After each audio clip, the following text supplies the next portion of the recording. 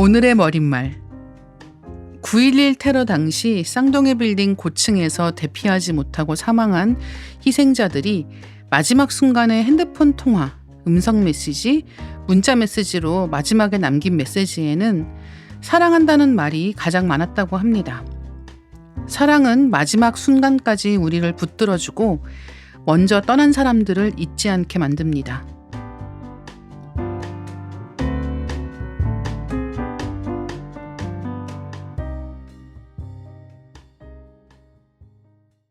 안녕하세요. 리딩 케미스트리에 오신 여러분 환영합니다. 저는 진행을 맡은 이다혜입니다. 아이젠하워 매트릭스라는 게 있습니다. 할 일 목록의 우선순위를 정하는 방법론인데요. 급한 일과 급하지 않은 일, 중요한 일과 중요하지 않은 일로 4분면을 만드는 거죠. 이 표에서 제가 흥미롭다고 생각하는 건 급하지 않지만 중요한 일 항목입니다. 건강을 위해 운동하기, 가족과 함께 시간 보내기 같은 일이 여기에 들어가거든요. 급하니까, 바쁘니까, 다음에 해도 되니까 라고 생각하면서 영원히 미루는 급하지 않지만 중요한 일을 소중하게 다루고 미루지 않는 것이야말로 충실한 삶을 사는 비결이라고 합니다. 오늘은 이렇게 어떻게 살 것인가에 대한 이야기로 시작해 봤는데요. 오늘 모신 분이 쓰신 책들 때문입니다.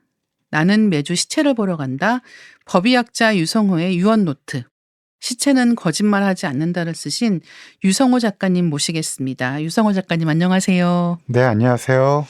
최근에 새 책 나와서 굉장히 바쁘시죠?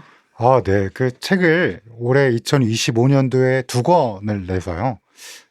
사실 기획 의도는 각각 뜻이 있어서 냈긴 했는데 2권을 한꺼번에 내는 바람에 활동을 그래도 해야 되는 거가 있어서요. 좀 바빴죠. 네.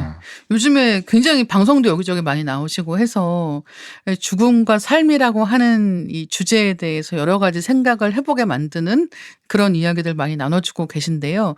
아무래도 이렇게 죽음에 관련된 이야기를 하다 보면 사람들로부터 진지한 이야기도 많이 들으실 것 같거든요. 많이 듣습니다. 고민을 말씀하시는 분도 계시고요. 또 때에 따라서는 지금 현재 어떤 상황인지를 자세히 설명해 주시고 조언을 구하고 싶으신 분들도 꽤 있습니다. 제가 물론 조언을 잘해드릴 입장에 아주 현명한 현인은 아니지만 만약에 그런 걸 여쭤보시고 또 구하시는 분들이 있으면 가끔씩 이렇게 대답해 드리기도 합니다. 그러면은 그렇게 모르는 사람들로부터 상담을 받으실 때도 있는데 가까운 사람들로부터 그런 얘기 들으실 때는 보통 많이 해주시는 이야기가 어떤 것들이에요? 사실은 그 마지막과 관련돼서 상담하는 분들이 보통 하시는 얘기들이 예를 들면 어떻게 좋은 마무리를 내 사랑하는 사람이 할 수 있는지를 물어보신 경우가 많아요. 삶에 대해서 아직도 미련이 많으신 예를 들면 부모님 중에 한 분이 그렇다면 본인이 보기에도 이 치료가 고통스러울 것 같은데 이걸 어떻게 잘 전달해야 되나 이런 것들을 가끔 묻는 경우가 있어서요. 그럴 때는 사실은 저는 그분한테 맡기라는 말씀을 많이 드려요. 그리고 삶의 의지가 있는 것도 여전히 삶에 대해서 미련이 있는 것도 또한 그분의 몫인 거고 우리는 그걸 담담히 그분이 좋아하는 거를 그대로 받아들여주면 된다라는 식으로 얘기를 드리는데요. 요즘에는 이제 그 옛날에 생과 사가 딱 무자르듯이 해지고 해 뜨는 것처럼 명확했는데 요즘에는 땅거미가 지는 시간이 굉장히 길거든요. 네. 치료도 많고. 그러니까 그러다 보니까 그거에 대한 고민이 많은데 그럼에도 불구하고 이건 개인의 순수한 본인의 판단의 몫이다라고 좀 말씀드리는 편입니다. 네. 유성호 작가님 소개를 간단하게 드리고 이야기 시작해 보겠습니다. 유성호 작가님은 서울대학교 유과대학 법의학교실 교수이자 국립과학수사연구원의 촉탁법의관으로 활동하고 계시는데요. 천직이자 운명이라 여기는 법의학자의 길을 27년간 걸어오며 3,000건 이상의 부검을 하셨습니다. 다양한 방송에서 법의학 전문가로서 대중과 소통해 오셨고 또 유튜브 채널 유성호의 대멘톡에서 건강하고 행복한 삶을 살 수 있는 방법을 전하고 계십니다. 최근에 출간된 시체는 거짓말하지 않는다는 유성호의 대멘톡에서 다루었던 우리 몸과 질병에 관한 콘텐츠를 엄선하여 담은 신간입니다. 저는 유성호의 대면톡 채널을 정말 재밌게 보고 있는데요. 건강 이야기를 법의관이 한다는 게 무섭기도 하고 솔깃하기도 하더라고요. 유튜브 채널은 어떻게 시작하게 되셨나요? 네, 제가 사실 대부분의 제 인생에서 거의 대부분이 뭐라 그럴까요? 우연입니다. 뭐 의과대학 들어간 것도 어머님이 의과대학에 들어가면 잘 살 수 있다. 뭐 이래서 간 거기도 했고요. 무슨 큰 사명감이나 뭐 그런 뜻이 있어서 간 건 아니었는데, 또 법의학을 한 것도 너무 재밌게 수업을 들어서 그 수업에서 인권과 정의를 위한 건데 할 사람이 없다는 말씀을 하셔갖고 그래서 한 것도 있고요. 또 법의학을 한 이후에 뭐 제가 좀 인기 있는 수업이 있는데요. 죽음의 과학적 이해라는 수업도 그냥 위에 선배님이 권유해서 우연치 않게 하게 됐고요.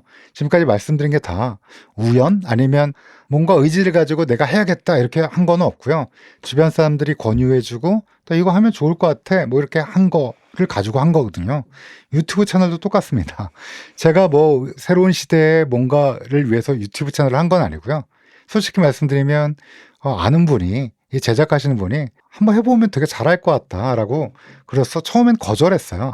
바쁘기도 하고 뭐 제가 뭐 유튜브 채널은 뭐 침착맨이나 우리 이동진 씨처럼 잘할 것 같지도 않은데 이걸 뭐 내가 하느냐 그랬는데 계속 권유하셔갖고 한번 해볼까 그래서 하게 된 게 어느덧 한 1년이 벌써 훌쩍 넘어왔고요. 그쵸. 네, 또 봐주신다니까 감사드리고요. 네, 너무 재밌게 잘 보고 있습니다.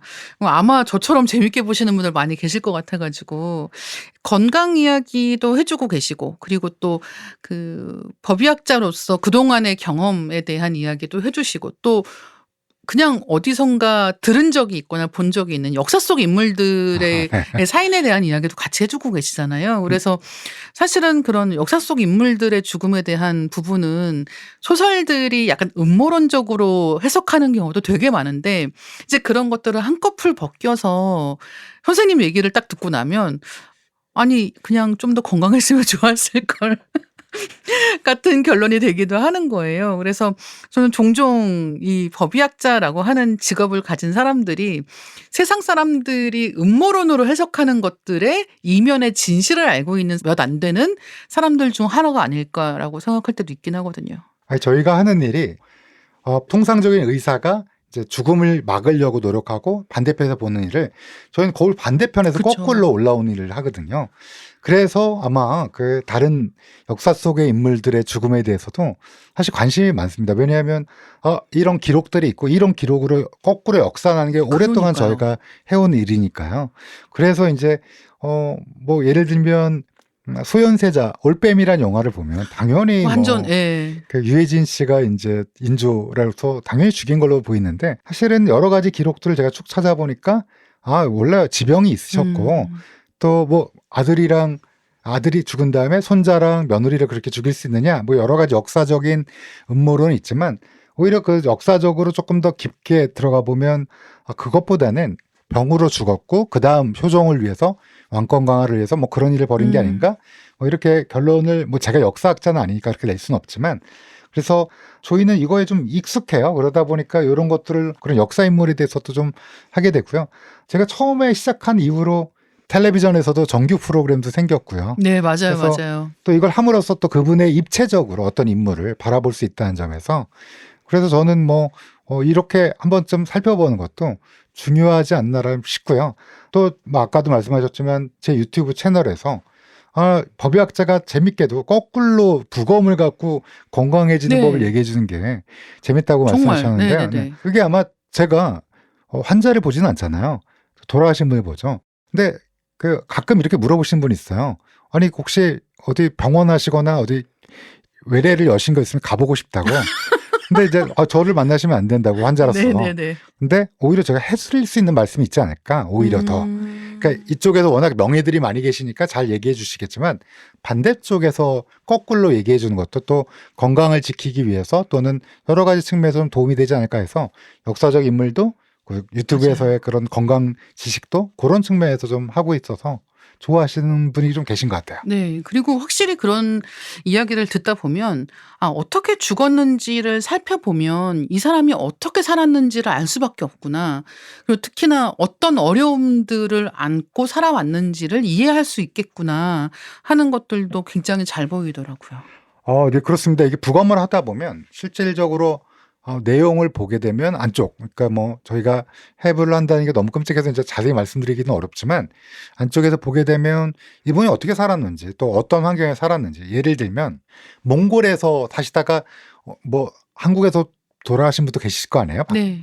근데 그런 분들 보면 폐가 저희랑 완전 달라요. 아. 저희 폐는 서울에서 특히 오래 사신 분들은 거뭇거뭇한 뭐 엔스라코틱 피그멘트, 아실 필요 전혀 없는 용어지만 이렇게 거뭇거뭇한 게 좀 폐에 좀 끼어 있거든요. 특히 담배 피시는 분들은 물방울 거품처럼 폐에 거품이 오랫동안 피신 분들이 이렇게 있는데요. 근데 몽골에서 있는 분들, 물론 담배 피는 분도 계시지만 좀 젊은 분들이 뭐 제가 이제 부검을 하게 될 경우에는 폐가 진짜 핑크핑크하고, 이런 핑크핑크는 보통 우리 꼬마 애들 뭐 이렇게 안타깝지만 그런 부검할 때 보는 그런 폐랑 비슷해 갖고요. 환경에 따라 다르기도 하고요. 또 어떻게 살아왔느냐도 사실은 뭐 술을 좋아하셨는지 아니면 담배를 많이 피우셨는지 아니면 어떤 고기를 많이 드시고 뭔가 조금 그런 생활을 하셨는지를 사실은 여러 장기를 통해서 보게 됩니다. 그래서 저는 가끔 그 생각을 하는데요. 싸이의 어땠을까라는 노래 있잖아요. 네. 그 노래가 뭐 지나간 그때 내가 그랬으면 어땠을까잖아요. 저희도 그런 생각 많이 해요. 이분이 저를 만나는 건 의사 환자로서 최악이잖아요. 근데 이게 조금만 어땠을까 이랬으면 이런 생각들을 많이 해갖고 이제 뭐 책도 쓰고 말씀도 드리고 그러는 겁니다. 네. 정말 말씀하신 것처럼 일반인은 법의관 평생 한 번도 만날 일이 없잖아요. 그래서 약간 신비에 쌓인 직군이기도 하다는 생각을 하게 되거든요. 선생님 덕분에 여러 가지 범죄 사건에 대해서나 또 평범한 사람들의 삶과 죽음에 대한 이야기를 죽음을 중심으로 생각해 볼 기회가 생긴다는 점에서 굉장히 좋지 않나라고 여길 때가 있는데요. 여러 권의 책을 쓰시면서 독자님들 많이 만나실 텐데 가장 자주 받으시는 질문은 어떤 걸까요? 가장 많이 받는 질문은 끔찍하지 않냐? 트라우마 없느냐? 후회하지 않느냐? 요 질문을 가장 많이 하세요. 근데 뭐 끔찍하지 않아요. 그리고 싫지도 않고. 왜냐하면 저희 이제 부검할 때 들어가기 전에 형사님을 항상 먼저 만나고 인터뷰하고 초동수사 얘기를 듣고 들어가게 되거든요. 근데 그때 꼭 해야 되는 게 신분증 확인이에요. 돌아가신 분의 신원 확인을 하고 들어가야 되니까. 네네. 근데 그때 신분증의 사진을 보고 안에 들어가면 부검대 위에 누워 계신 분이 뭐 사고 때문에 많이 훼손이 됐든 범죄 피해자로 피를 흠뻑 젖었든 아니면 혼자 외롭게 고독사하셔서 몸이 부풀어 오르고 부패가 됐든 뭐 주민등록증이나 운전면허증의 사진 보시면 어때요? 나의 가장 지금보다 훨씬 젊은 모습. 그럼요. 예. 조금은 미소 띄고 있고 또는 어떤 분은 근엄하게 계신 분. 요 사진이 나랑 똑같이 이 지구에서 함께 같이 살던 자기를 소중히 여기던 분이구나라는 생각을 하면 왜 끔찍해요? 제가 잘해드려야겠다. 아니면 경청하고 잘 관찰해야겠다. 이런 생각이 들고요. 이게 인생이란 건 각자의 생각이 있는 거잖아요. 그럼요. 저는 제 인생이 좋아요. 그리고 제가 하는 일도 마음에 들고요. 그래서 질문을 그런 거 받을 때마다 잘 말씀드리지만 이제 그만 물어봐 주셨어요. 근데 사람이 다 맨날 바뀌니까 당연히. 그렇죠. 네. 그렇게 뭐 생각이 들 때가 있죠. 아니 근데 이렇게 살면서 뭐 이렇게 밥벌이로 여러 가지 일을 하고 그러면서 제일 좀 존경스러운 그런 분들이 "내가 하고 있는 일 나는 되게 좋아해. 만족해."라고 말씀하실 수 있는 분들이 진짜 좋은 것 같거든요. 예, 그게 어떻게 보면은 일단 1차적으로는 '내가 이 일을 해서 먹고 살 수 있어.'라고 하는 것도 있고 이게 나를 돕는 일이기도 하지만 '다른 사람들을 도울 수도 있는 일이야.'라고 하는 신뢰 같은 게 없으면 그 일에 대한 만족감이 오랫동안 지속되기는 어려운 것 같거든요. 근데 그런 면에서 되게 천직이라고 생각이 드네요. 천직인지는 모르겠지만 말씀하신 대로 제가 이 일을 뭐 생계해도 되고요. 당연히 제가 오랫동안 해온 일이고 잘할 수 있는 일이고요. 그다음에 남을 돕는 일이기도 하고 제 자신을 성숙시켜주는 일이기도 해요. 왜냐하면 죽음을 처음 해봤을 때는 막 무섭다는 생각을 많이 했어요. 저도. 그리고 좀 지나 보니까 허무하다는 생각도 많이 했어요. 왜냐하면 사람이 누구나 죽고 그쵸. 이래도 죽고 저래도 죽고 그런데 인생이 뭐가 의미가 있나 라는 생각을 할 시기도 있었는데 지금은 타인의 죽음을 통해서 또 제가 성숙한 것도 있지만 이래서 삶이 소중한 거 아닌가라는 생각을 참 많이 하게 돼요. 그래서 다른 사람의 삶도 소중하고 내 삶도 소중하구나 라는 생각을 하기 때문에 저는 제 자신도 성숙해지고 또 타인에게 제 이런 생각을 말할 수 있는 것도 제가 조금 더 좋은 사람이 된 게 아닐까 이런 생각도 듭니다. 네. 유성호의 대면톡 채널에서 책 이야기도 많이 하시더라고요. 평소에 어떤 책 즐겨 보시는지 궁금한데요. 최근에 읽으신 책 중에서 혹시 추천해 주실 만한 책이 있다면 한 두세 권 정도 말씀해 주세요. 제가 최근에 읽은 책 중에 두려움이란 말따위라는 책이 있는데요. 두려움이란 말따위, 르포르타주 비슷한 건데요. 멕시코에 왜 우리 시카리오 같은 거 네네. 보면 거기에 사는 사람들은 정말 무섭겠다는 생각하잖아요. 진짜 거기 사시는 분의 일대기를 다룬 책이 있는데요. 한 여성인데요. 그 여성이 따님이 있었는데 결혼하고 남편도 있고 딸도 있고 아들도 있는데 딸이 그 납치를 당해서 돈을 요구당하는. 근데 이분이 부자도 아니에요. 그냥 평범한 집안인데 근데 평소에 딸이 되게 좋은 사람인데 그래서 안타깝게 여기면서 좀 도와줬던 사람이 나쁜 사람인 거야. 그래서 어머 납치해갖고 어떡해. 예. 돈을 요구했는데 돈을 줬어요. 근데 그러면 죽고 말았어요. 근데 그 범죄자가 그냥 동네의 나쁜 사람이 아니라 조직원들인 거야. 근데 이 어머니가 이제 어머니로서는 사실은 자식이 죽는다는 건 생각할 수 없는, 인생에서 계획이 없는 일이잖아요. 네. 참척이라고 부를 수 있는 일인데 그래서 그거를 하나하나 범죄자들을 감옥에 보내고 복수를 하는, 그러니까 복수를 한다고 총을 들고 쏘고 이런 게 아니라 정의의 심판을 보내려고 하는데 멕시코 네. 아시잖아요. 네. 쉽지 않은 그러니까요. 거. 근데 읽으면서 숨도 못 쉬면서 읽었어요. 되게 두꺼운 책인데요. 그래서 그 책을 굉장히 재밌게, 그 며칠 전에 읽었어요. 지금도 생생한데. 저도 읽어봐야 되겠어요. 지금 네. 너무 재밌을 것 같아요. 네, 그래서 처음에 이렇게 막 그 묘사라든지 이런 거 처음에 너무 재밌어서 읽는데 나중에는 마음이 약간 무너질 때도 있고 또 이게 우리한테도 좀 시사하는 것도 많고 그래서요. 되게 재밌게 읽었습니다. 최근에는. 네. 그다음에 또 재밌게 읽은 책을 말씀드리면 최근에 그 읽은 책 중에 이제 신경과 의사가 있는데 평생 치매를 본 분이었어요. 근데 본인이 치매에 걸린 거야. 치매에 걸린 뇌과학자 이야기인데요. 치매는 사실 개인적으로도 마음이 무너지는 게 있지만 또 문제가 이제 가족이 마음이 같이 힘들어진 경우가 있거든요. 근데 이분은 평생 자기가 치매 환자를 치료했던 분이에요. 근데 뭔가 자기가 이상하다는 걸 알고 아닐 거야 하다가 유전자 검사도 하고 치매라는 걸 확인하고 그 다음 어떻게 벌어지냐. 물론 여기에는 의학적인 내용도 있어요. 내가 어떻게 조금이라도 늦어질 수 있을까? 도 있지만 가족이랑 함께 이걸 어떻게 뭐 극복 이런 스토리가 아니라 이 어려움을 어떻게 담담하게 처음에 받아들이고 또 그 다음에 또 어떻게 앞으로 나아갈 수 있는지를 그린 책이라서요. 사실은 굉장히 마음속에 울림이 컸고요. 저희 외할머니가 예전에 치매를 앓으셔갖고 저희가 또 모셨거든요, 어머님이. 그래서 가족의 어려움을 잘 알아요. 근데 그 어려움을 어떻게 슬기롭게 잘 했는지 뭐 이런 것들을 읽고 좀 감동을 받았다고 할까요? 그래서 최근에 읽은 책 고전 명작 이런 거 떠나서 이 두 책이 아주 기억에 남습니다. 그렇네요. 이 책들도 역시 삶과 죽음에 대한 이야기들을 다루고 있다는 점에서 또 공통점이 있고. 그렇네요. 네. 제가 꼭 그런 책만 읽는 거 아니고 바닷말 다이어리라고 그 만화책도 최근에 되게 재밌게 그 작품도 읽었는데. 죽음으로 시작하거든요. 그렇군요. 네. 근데 죽음을 뗄 수는 없잖아요, 우리 그쵸. 인생에서. 맞아요.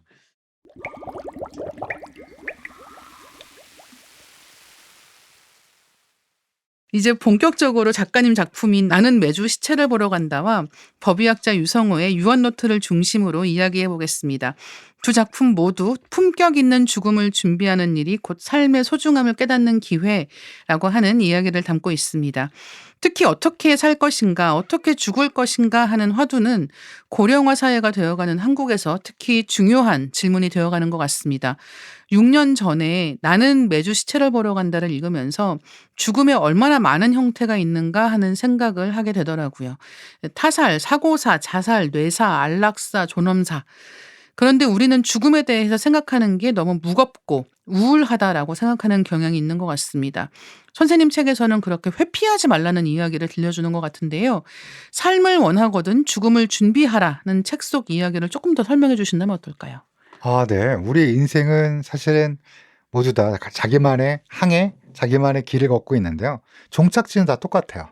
누구나 아는 종착지인데 그 종착지를 애써 뭐 언젠가 아주 먼 훗날 아니면 어쩌면 노아가 종말이 오고 뭐 우리는 150살까지 다들 이제 요거로 많이 얘기하세요. 100세 시대 얘기하신 분들은 보통 누구시냐면 이제 금융권에 계신 분들이나 이제 AI 학자님들이 이제 보통 이렇게 100세 훨씬 넘게 산다 그러는데 실질적으로 주변에 돌아보시면 아시겠지만 우리에게 종착지는 아주 멀리 있지는 않아요. 네. 늘 우리 곁에 있는 경우도 있고요.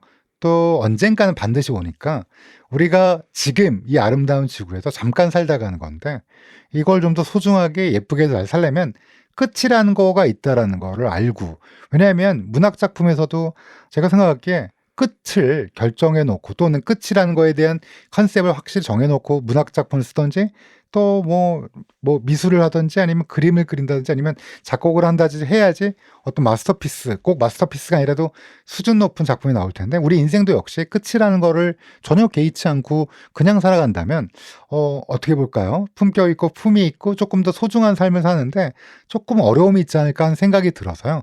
그렇다고 뭐 죽음에 천착하라는 말은 절대 아니고요. 그렇죠. 예. 근데 죽음이라는 게 있고 그거에 따라서 내가 어떤 삶을 살 건가, 그러니까 키워드는 죽음이 아니고요. 사실은 삶이거든요. 근데 거기에서 우리의 종착지도 한번 좀 꼭 생각해보자는 취지에서 말씀드린 겁니다. 네. 그래서 왜 서양 회화에서도 메멘토 모리라고 해서 죽음을 생각하라라고 하는 테마가 결국은 죽음이 아니라 삶에 대해서 지금을 잘 살아야 한다라는 걸 강조하기 위해서 죽음이라는 테마를 가져오는 거니까 네, 그런 맥락에서도 생각해 볼 수 있을 것 같습니다. 맞습니다. 항상 붙어 나오는 게 까르페 디엠 메멘토 모리인데요. 네. 까르페 디엠이 잘못 알려져서 뭐 욜로처럼 오늘을 즐겨라처럼 이렇게 생각하시는 분도 네. 있는데 사실은 그게 일기 일회, 뭐 일본의 유명한 그쵸. 자도 선사가 얘기했던 오늘 하루를 어떻게 살 건가에 대한 얘기거든요. 또 메멘토 모리는 우리에겐 끝은 있기 때문에 우리는 이 하루를 더욱더 소중하게 살라는, 그래서 까르페 디엠 메멘토 모리는 사실은 즐겁게 살자 오늘 욜로 이런 뜻이 아니라 사실은 오늘 하루를 더 소중하게 보내고 늘 여전히 똑같이 살자 이런 내용인데, 그걸 생각해 보면 방금 우리 다희 작가님이 말씀하신 것처럼 그렇게 좀 하루하루를 잘 보내는 게 중요할 것 같긴 해요. 네. 부검까지 가게 되는 경우는 사고나 사건일 때가 많은 것으로 알고 있습니다. 좀 집안 어른들 장례를 몇 번 치르다 보니까 사인이 불명인데 나이가 충분히 많지 않은 경우는 부검 없이 장례를 치르려면 검사한테까지 일단 사건이 한번 갔다 와야 되는 이제 그런 경우가 되더라고요. 그러다 보니까 수많은 사망 사례 중에서 자연사보다는 사건이나 사고와 연관되어 있는 경우, 그래서 부검을 통해 밝혀내는 진실이 다른 살아있는 사람들에게 큰 영향을 끼치게 되는 그런 경우가 많을 것 같습니다. 큰 사건일수록 부검 결과에 대해서 보는 눈도 많아질 것 같은데요. 그런 때는 선생님도 긴장하시나요? 근데 부검이가 누군지는 밝혀지지 않기 그쵸. 때문에 예. 네. 그래서 사실은 네네. 그 양심껏 그리고 큰 부담 없이 그 과학적으로 합리적으로 쓸 수 있게 하는 제도적 장치는 분명히 있습니다. 다만 우리나라 국가 검시 시스템에서 많은 분들이 약간 불만이 있어하는 부분이 명확한 죽음의 원인이 없을 때는 의사랑 수사관이랑 함께 검시를 하고 그게 또 검사까지 갔다 와야 되는데 왜 나를 의심하나 우리 가족을 의심하나 이렇게 불만 어린 것도 가끔씩 봬요. 근데 이게 국가 사법 시스템에서 억울한 죽음이 없어야 그렇죠. 되고 예. 그다음에 사망 원인을 명확히 해야지 세금을 제대로 쓸 수 있거든요. 우리 세금 많이 내잖아요. 그러니까 이제 그런 세금을 제대로 쓰기 위해서는 그런 시스템이 있어서 거기다 이제 법의학자들도 또 어쩔 수 없이 또 시신의 훼손이라고 마음에 막 속상하신 분도 있는데 그렇게 많이 훼손시키지 않으려고 노력하고요. 그러니까 그런 게 좀 맞물려 간다. 이런 거 생각해 주시면 조금 덜 속상할 수도 있을 것 같아요. 죽음을 생각하다 보면 아무래도 그 망자의 삶에 대해서 생각을 하게 되는 것 같습니다. 나이 들어서 자연사하는 경우가 아니라면 그 죽음이 왜 그 순간 그런 형식으로 일어났는가 하는 것을 밝히는데 그 사람이 처한 환경적인 요인을 외면할 수 없기 때문인데요. 예를 들어 돌연사 같은 경우는 최근 한국 사회에서 문제가 되고 있기도 합니다만, 과로가 당연시되는 사회에서는 필연적으로 줄어들기 어려운 부분이 있는 것 같습니다. 특히 건강에 문제가 없어 보였던 30대, 40대도 돌연사하는 경우들을 보게 되는데요. 돌연사한 뇌에 특징이 있다고 말씀하셨던 게 전 좀 기억에 나거든요. 혹시 오늘 이야기를 들려주실 수 있으실까요? 제가 뭐라고 했나요? 네, 그것도 그 돌연사하신 분들 중에 사실은 돌연사란 말을 쓰는 이유가 전혀 예상하지 못한 상태에서 급작스럽게 돌아가셨기 때문에 네. 돌연사라는 말을 쓰는데요. 이게 사실은 뭐 우리가 90대, 100살 뭐 이런 분께는 잘 안 쓰고요. 그렇죠. 되게 이제 3, 40대 정말 액티브하게 이 사회에서 중수적으로 일하실 분들이 갑자기 돌아가시게 되는데요. 그때 이제 심장이랑 뇌입니다, 보통은. 근데 뭐 뇌 얘기로 말씀드리면 되게 뇌출혈이 있는 경우가 많고요. 그럴 경우에 이제 혈압이 높아서 근데 혈압이 별로 안 높았는데 이랬는데요. 근데 많은 분들이 30, 40대 수면을 조금은 도외시하는 경우가 있어요. 왜냐하면 20대 때 밤새 술 먹고도 맞아요. 수업에 나갔어. 괜찮았거든요. 막 그러고 나 그때 그 다음에 농구했잖아. 근데 이거는 20대 때 잠깐의 우리한테 주어진 축복의 시기가 지나면 네. 근데 이제 여전히 별 관리 안 해도 몸은 괜찮아 보이는 게 30, 40대거든요. 그래서 30, 40대는 사실은 수면도 좀 충분히 취하고 앞으로 나올 나의 그 노년, 50대 중장년을 지내면 또 노년까지 갈 만한 몸의 근본을 만든 시기인데 우리 한국 사회가 그러기는 좀 어려운. 그래서 마치 나를 들판에 핀 잡초처럼 막 나를 굴리는 경우가 많아요. 특히 네. 30, 40대 분들이. 그래서 돌연사한 사람의 뇌를 보자 어떠냐라고 물어보시면 뇌출혈이 제일 많습니다. 아니 진짜 왜 시간이 제한되어 있잖아요. 하루가 누구에게나 24시간이 있기 때문에 그러면 나는 지금 해야 될 일이 많고 그때 아낄 수 있는 건 자는 시간밖에 없다는 생각 많이 하는 거예요. 그래서 자는 시간을 일단 제일 먼저 줄이는 게 이렇게 많은 일을 처리할 때 가장 많이 하는 유리하죠. 그런 실수 중에 하나인 것 같단 말이죠. 그게 10대, 20대 때 우리 시험 공부할 때. 그쵸. 그러니까 항상 삼당 수면, 사락 같은 말이 있는 나라지 네. 않습니까? 보통 이제 준비 잘 안 하다가 큰일 났다 내일. 그리고 우리 누구나 경험해 봤는데 근데 이제 이거를 잠한테 양보해야 될 시기가 30대부터는 어떻게든지 잠한테 조금이라도 양보를 해주는 게 30대부터면 되게 빠르다고 생각이 들지 않나요? 그럼 40대부터라도 네. 40대부터라도 잠에게 조금 양보를 해주는 게 어떨까. 왜냐하면 제가 내 얘기만 말씀드렸는데요. 실제로는 심장도 많이 돌연사의 대부분 심장병인 경우도 많거든요. 근데 예를 들면 30, 40대 또 많이 하시는 것들이 또 음주와 흡연이 문제가 돼요.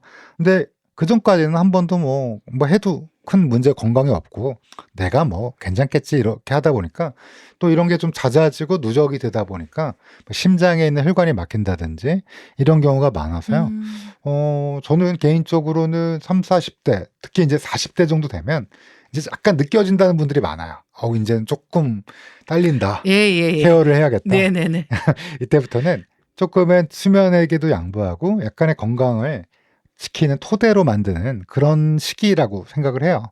저도 사실은 그렇게 마음껏 못했기 때문에 저는 50대로서 이러면 하면 꼰대겠지만 조금씩 준비하시는 게 어떨까 이런 생각도 듭니다. 그래서 제가 책의 입으로 여러 개 올해 2권 낸 이유도 하나는 마음과 하나는 신체에 대한 얘기거든요.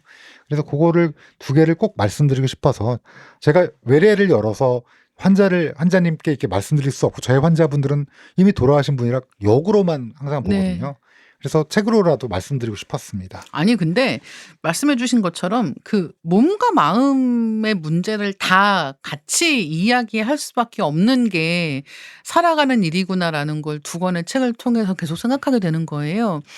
그러니까 이게 어떻게 보면 그냥 부검이라고 생각하면 몸만 생각할 수도 있는데 책 보다 보면 결국 잘 살려면 마음이 충만하게 살아가는 것 그러기 위해서는 관계도 중요하고 자기 자신하고의 관계도 되게 중요하고 그게 내가 나랑 잘 산다라고 하는 거는 결국은 내가 내 몸을 잘 돌보는 거랑 이어지기 때문에 그런 부분에서의 이야기도 계속해서 해주신다는 게 너무 좋은 거예요.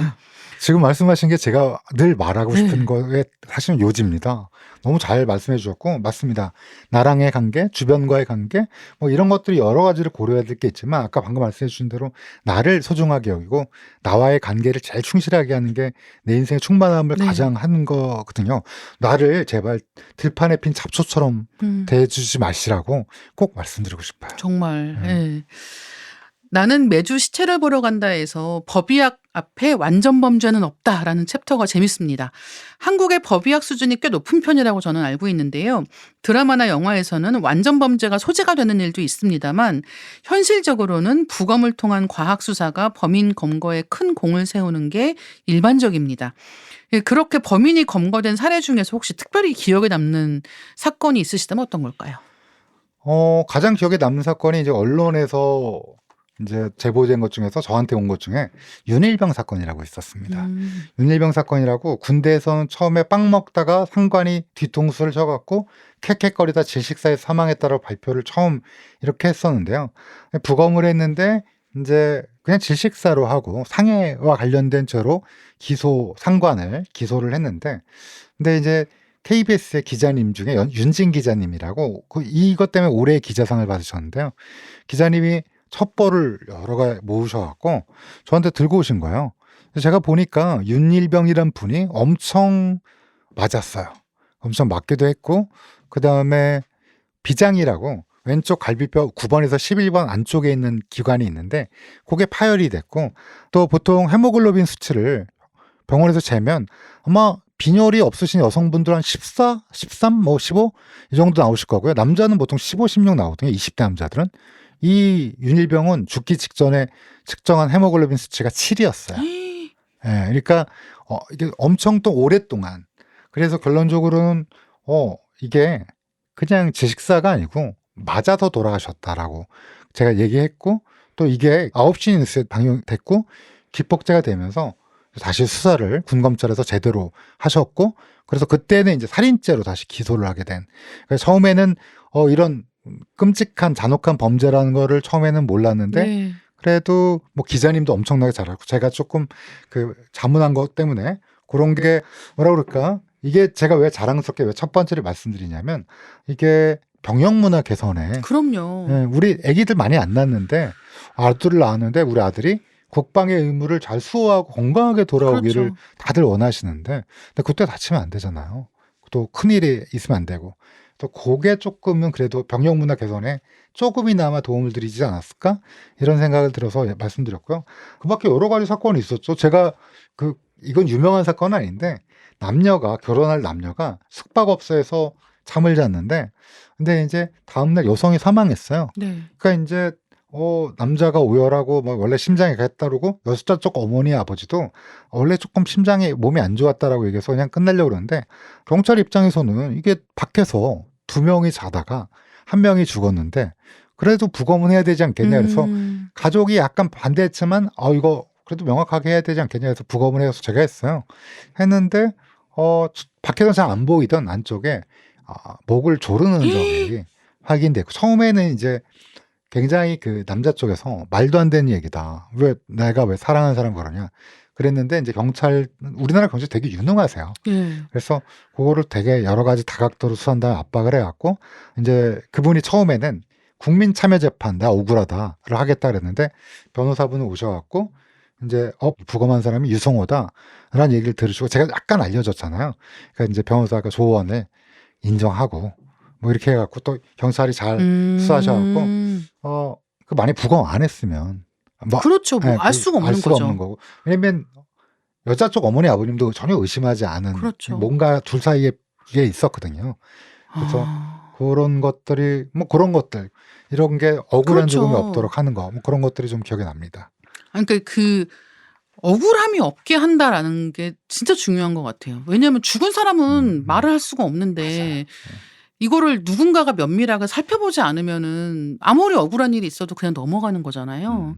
그러니까 그런 부분에서 갖게 되시는 어떤 사명감 같은 게 굉장히 있지 않을까? 사명감, 그럼 너무 제가 거창한 사람이니까 평범한 사람이고요. 생계로 하고 뭐 제가 잘하는 일이니까 하는 거고요. 저보다 또 훌륭하신 법의학자분들이 되게 많으신데 다 샤이하세요. 그래서 부끄러움이 많으셔서 제가 나오는 거라고 생각해 주시면 될 것 같고요. 저희는 뭐 사명감보다는 그냥 저희가 잘할 수 있는 일을 하고, 이게 이제 사회에 좀 도움이 된다, 요 정도로 생각하고 있습니다. 네. 법의학자 유성호의 유언노트라는 책에는 후회 없는 삶을 위한 지침서라는 부제가 붙어 있습니다. 죽기 직전에 유언 이렇게 쓰면 된다, 이런 식의 책은 아니고요. 오히려 살아갈 날들을 의미 있게 보내기 위한 실천으로서의 유언이 언급되더라고요. 유언이라는 키워드로 책을 쓰시게 된 이유가 굉장히 궁금했거든요. 예, 저는 아까도 말씀드렸지만 역으로 추적하는 사람이라, 사실은 어떻게 돌아가셨는지를 오랫동안 여러 인물을, 예를 들면 아인슈타인 어떻게 돌아가셨는지 아세요? 아니요. 아인슈타인이 대동맥류라는 게 터졌어요. 대동맥류가 왜 터졌냐면 오랫동안 담배 피셔서 그런 거거든요.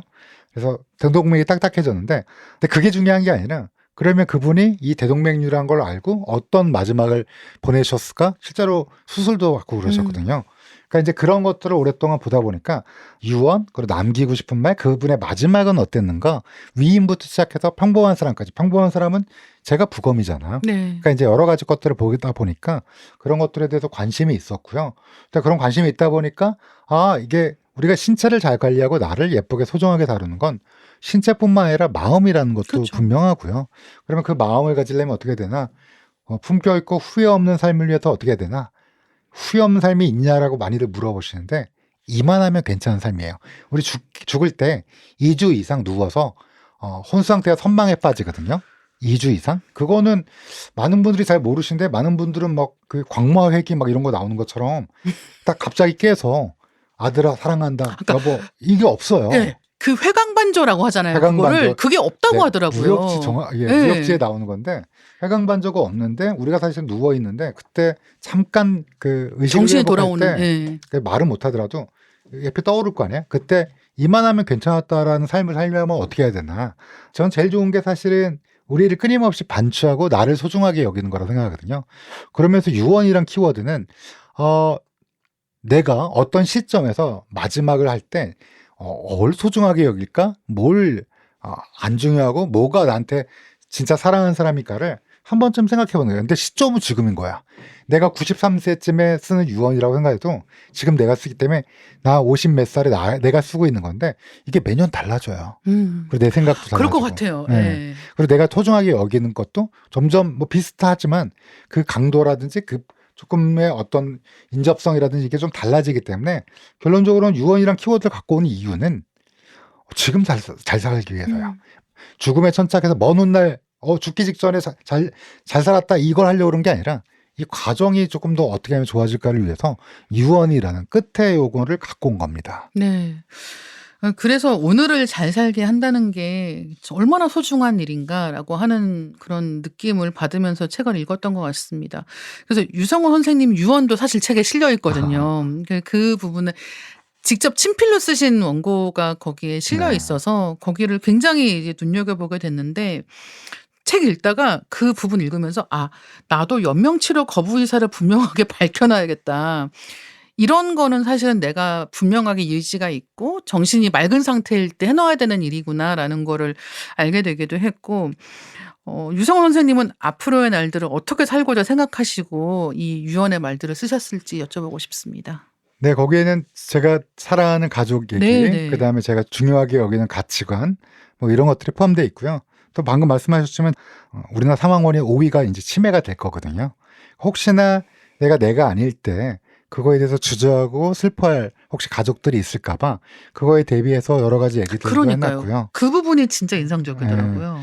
왜냐하면 제가 아까 추천한 책도 신경학자가 쓴 것도 있고요. 그분도 그 책에도 그렇게 돼 있습니다. 그리고 사실은 치매가 사망원의 5위라는 건 어마어마하게 많은 건데 우리가 오래 살기 때문에 네. 이제 5위가 되는 거거든요. 근데 그거를 닥쳤을 때 보통 진단받으면 8년에서 10년 정도 사시는데 근데 그때 마지막에 사실은 중증 치매가 되면 아무도 모르시는데 사실은 모시면 안 되는 시기가 와요. 근데 그때 주저할 사람 또 슬퍼할 사람을 그러니까. 위해서 혹시나 아닐 거를 기대하지만 운동도 열심히 하고 수면도 많이 취하고 하고 있지만 그때를 대비해서도 그런 걱정이 되죠. 그리고 왜냐하면 그건 내가 사랑하는 가족이 있기 때문에 그들이 슬퍼하지 않고 고민에 빠지지 않길 원하니까 그래서 그런 것들을 쓰다 보면 내가 뭘 좋아하고 뭘 안 좋아하는구나 나의 앞으로 삶에서 뭘 더 중요시하겠구나 그러니까요. 라는 거를 생각하게 돼요. 그래서 술을 잘 안 먹게 돼요. 그리고 쓰다 그러니까. 보면 예. 왜냐면 나한테 진짜 중요한 거는 오늘 하루고 또 나의 사랑하는 사람인데 술 먹으면 다음날 좀 피곤하거든요. 그리고 뭐든지 귀찮아져. 네. 그리고 아무것도 안 하게 될 수도 있고 그래서 여러 가지 것들이 고쳐진다기보다는 많이 생각하게 돼요. 네. 아니 그래서 그 쓰신 유언을 보면 일단 어떤 거를 내가 어떤 거 좋아하는 사람이구나 하는 것도 이제 적혀 있고 그리고 내가 직접 결정할 수 없을 때 나에 대한 중요한 결정들을 가족이 해야 할 때 갈등하지 않게 하고 싶다라는 게 거기서 읽히는 거예요. 중요하죠. 예, 왜냐하면 실제로 연명치료 거부 이런 것도 항상 이제 얘기를 뭐 듣게 되는 그런 부분이 오히려 환자 본인은 난 연명치료 받고 싶지 않아. 그냥 이렇게 되면은 바로 연명치료는 중단해줘. 하지 마.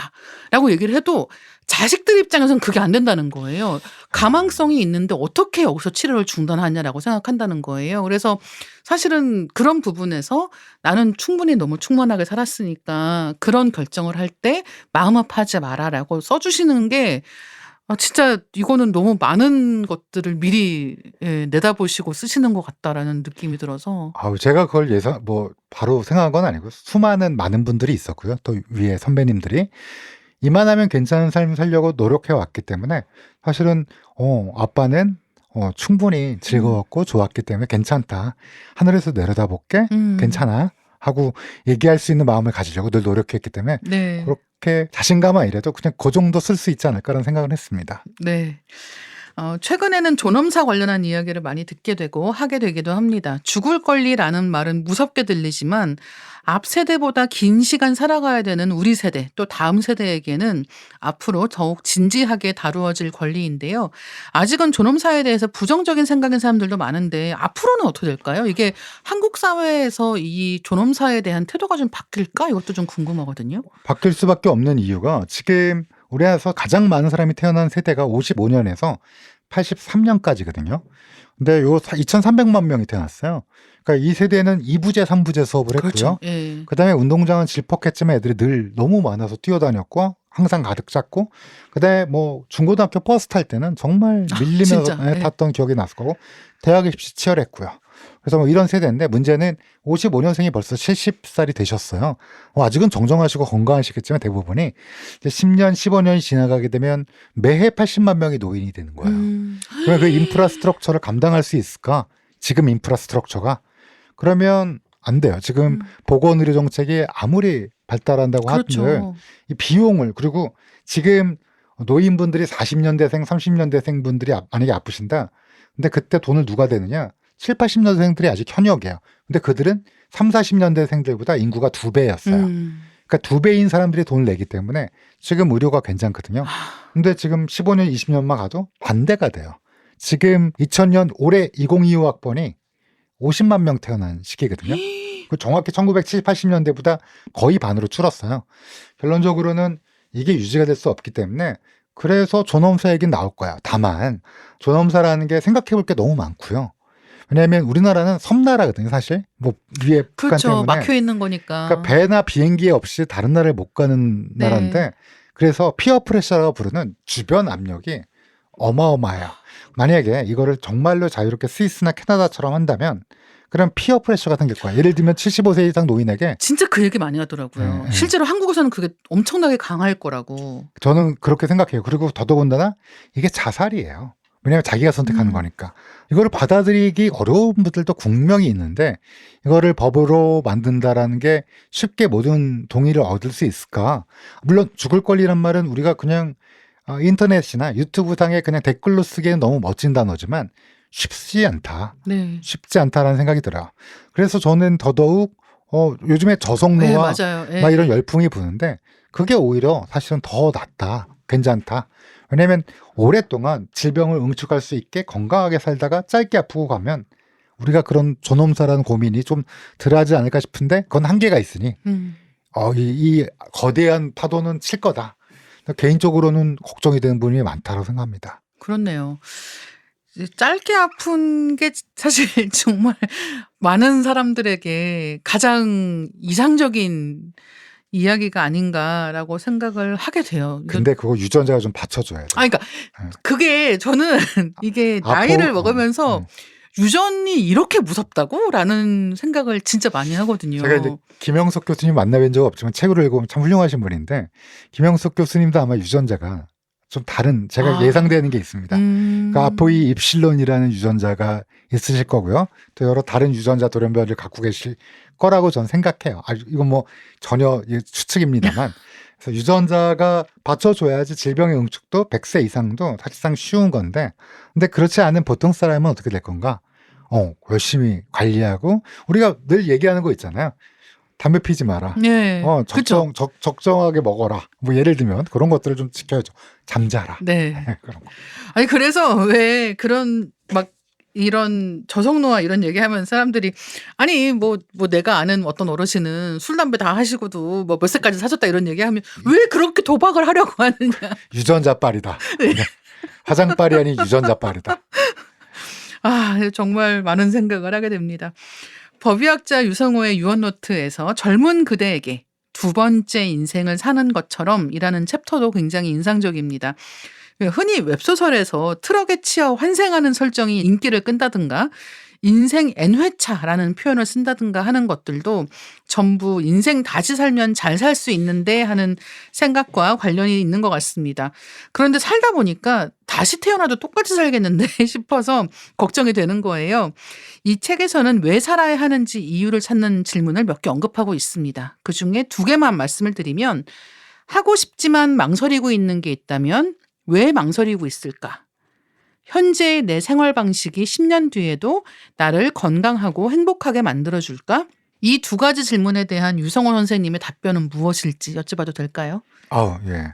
어려운데 저도 제가 살짝 네, 그래서 그 사실은 뭐 제가 유언이라는 걸 키워드로 아까 했다 그러는데 이 질문의 대답을 해보려고 노력하는 시도가 유언이에요.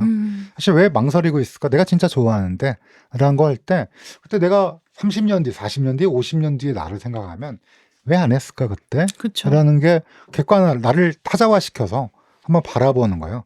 그래서 저는 답변이 뭐냐고 물어보면 한 번쯤 자신을 타자화시키고 객관화시켜서 뭐 메타인지라는 말을 네. 요즘 많이 쓰는데 이런 것들을 좀 생각해 보면 어떨까? 내가 왜 계속 담배를 피고 있을까? 또 이게 나한테 도움이 될까? 내가 지금 하고 싶은 게 있다면 왜 망설일까? 합리적인 결정일까? 이런 것들을 좀 더 객관화해 보는 게 어떨까라는 생각이 들어서요. 간단하게만 답변 드리겠습니다. 네. 네. 아니 진짜 제 친구가 예전에 그 이혼을 한 다음에 너무 이제 힘드니까 상담을 간 거예요. 근데 그 상담 선생님이 이 친구한테 이제 그런 얘기를 하시더라는 거예요. 그러니까 뭐 이 친구는 자기가 이혼을 하고 해서 너무 지금 실패한 것 같은 기분이 들고 앞으로 어떻게 살아야 될지도 모르겠고 막 그런 상황이었는데 그 선생님이 하시는 얘기가 님 딸이라고 생각을 해봐라. 그러면은 지금 딸이 이혼했다고 해서 딸 인생 망쳤다고 얘기해 줄 거냐? 아니지 않느냐. 그렇죠. 사랑하는 딸인데 아니야, 너 이제부터 잘 살 수 있어. 이제 진짜 시작하는 거야. 라고 얘기해 주지 않겠냐. 라고 얘기를 하더라는 거예요. 그래서 그 얘기를 듣고 이 친구가 이제 너무 펑펑 울었다라는 얘기를 하면서 사실은 우리는 내가 사랑하는 사람 이야기라고 하면 훨씬 따뜻하게 대해줄 수 있는데 자기 자신한테는 그렇게 안 해주거든요. 그러니까 모든 사람이 그래요. 내 자신한테는 나를 잡초처럼 취급하는 거예요. 그러니까요. 사실 내가 나를 제일 아껴줘야 되고 우리 엄마가 나를 아껴준 것처럼 우리 아버지가 나를 아껴준 것처럼 해줘야 되는데 왜 자기한테만 그렇게 혹독한지 네. 엄격한지 그리고 그렇게 좌절하는지. 근데 그게 원래 인간인지라. 혹시 범죄 수사 드라마나 영화 같은 것들도 좋아하시는지 여쭤보고 싶은데요. 그런 드라마들 보면 부검 장면이 거의 항상 나오지 않습니까? 혹시 특히 재밌게 보신 작품이 있다면 어떤 작품일지 여쭤보고 싶어요. 저는 언내추럴이라는 그러네요. 이시하라 사토미던가요? 너무 재밌게 봤습니다. 사실은 법의학적 내용도 충실했고요. 그다음에 뭐 일단 거기서 그 법의관이 갖는 신념, 사고체계도 굉장히 박수를 쳐주고 싶었고요. 너무 재밌게 봤습니다. 뭐 일본 드라마에서 조금 이렇게 조금 다르지 않냐 정서가. 근데 이 드라마는 언내추럴이라는 드라마는 아주 뭐 국내에서 누가 보셔도 똑같은 정서로 느낄 수 있는 드라마라고 생각합니다. 네. 선생님이 들려주시는 삶과 죽음에 대한 이야기들은 앞으로도 챙겨보고 챙겨 읽게 될 것 같습니다. 방송 들으시는 분들한테 당부의 말씀 한마디 해주신다면 어떤 네. 말씀 해주시겠어요? 삶과 죽음에 대해서요? 네. 네. 제가 이런 걸 잘 알면 여러분들을 모시고 종교를 만든 다음에 나는 신이다 이런 데 출연할 텐데 제가 이거 잘 모르지만 그냥 이런 생각은 듭니다. 주변 분들과 제가 또 만난 수많은 분들을 생각해 보면 우리가 눈을 감았을 때 잠깐 머릿속에 떠오를 때 이만하면 괜찮은 삶은 어떤 삶일까? 를 아마 본인은 아마 막연하게 아실 텐데 한 번쯤 그런 삶을 한번 그려보시고 또 그런 삶을 위해서 꼭 뭐 높은 사람이 되고 돈을 재벌처럼 많이 벌고 또 아이슬란드 가서 오로라를 보고 꼭 그래야지 훌륭한 삶은 아니거든요. 그건 정말 아마 다 아실 거예요. 내가 원하고 이만하면 괜찮은 삶, 사랑하고 사랑받는 삶일 텐데요. 그런 삶이 어떤 건지 한번 머릿속으로 그려보시는 게 어떨까. 그래서 유언이라는 키워드도 아마 그런 방금 얘기한 단순한 의미에서 저희가 유언을 썼지만 한번 좀 생각해 보시는 게 어떨까라는 말씀을 드리고 싶습니다. 네. 왜 흔히 그런 얘기 하잖아요. 책에도 나오는 단어입니다만 천수를 누렸다라는 말을 하잖아요. 그 천수라는 말이 뭘까 이 생각을 꽤 하게 되거든요. 그러니까 예를 들면 장수했다고 천수라는 말을 꼭 쓰는 건 아닌 것 같고 이 사람이 자기가 살아온 삶을 충실하게 살았고 예, 그 끝에서 너무 고생하지 않고 세상을 떠났다라는 뜻으로 그 천수라는 말을 많이 쓰는 것 같은 거예요. 그래서 이 천수를 누린다라고 하는 게 왜 옛날 사람들이 그렇게 크게 정말 큰 복 중의 하나로 생각했는지 이런 것들도 요즘에 이렇게 많은 의학 기술이 발달한 사회에서도 여전히 그렇게 살아간다는 게 중요하다는 생각을 하게 되고 그리고 결국은 이 죽음에 대한 이야기를 할 때에는 관계에 대한 이야기가 빠질 수 없겠구나. 이게 꼭 무슨 애를 많이 낳고 뭐 어떻게 살고 이런 걸 떠나서 내가 이 살아가고 죽어가는 데 있어서 어떻게 주변 사람들하고 관계를 맺는가라고 하는 것들도 항상 생각할 수밖에 없겠다라는 게 이 책의 구석구석에서 좀 묻어나는 거예요.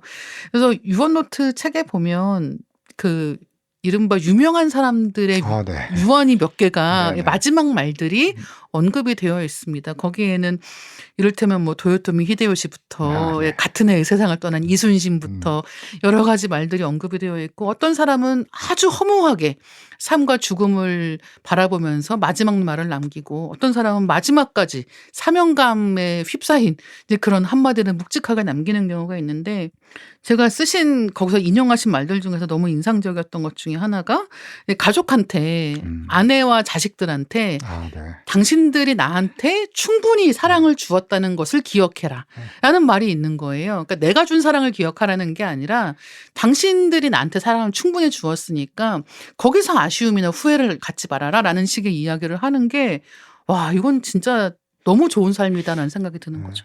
저는 오늘까지만 살아도 그렇게 충분히 느낀 만큼 사랑을 받았다고 가족들한테 느껴서 저는 그건 언제든 자신 있게 말씀드릴 수 있습니다. 네. 네. 역시 제가 사랑을 잘 느껴요. 근데 그게 굉장히 큰 재능인 것 같습니다. 감사합니다. 오늘 유성호 작가님과 다양한 이야기 나눠봤는데요. 벌써 마무리할 시간이 되었습니다. 오늘 어떠셨나요? 네, 제가 예전부터 이다혜 작가님, 기자님 뭐 많은 방송과 팟캐스트를 들으면서 팬이었는데 감사합니다. 오늘 직접 실물을 뵙고 또 좋은 얘기를 나눌 수 있어서 진심으로 기뻤습니다. 네, 저는 항상 유튜브 채널로 책으로 배웠던 분을 직접 뵙게 되어서 너무 즐거웠고요. 책도 많이 읽어주시면 좋겠습니다. 진짜 오늘 나눈 이야기보다 훨씬 더 많은 이야기들이 책에 담겨 있으니까요. 끝까지 들어주신 독자님들 너무 감사합니다. 각자 듣고 계신 플랫폼에서 댓글 또는 리뷰로 리딩 케미스트리에 대한 의견 많이 남겨주시면 저희가 확인하고 소개해드릴 수 있도록 하겠습니다. 리딩 케미스트리는 매주 월요일 업데이트됩니다. 다음 월요일에 만나요. 감사합니다. 감사합니다.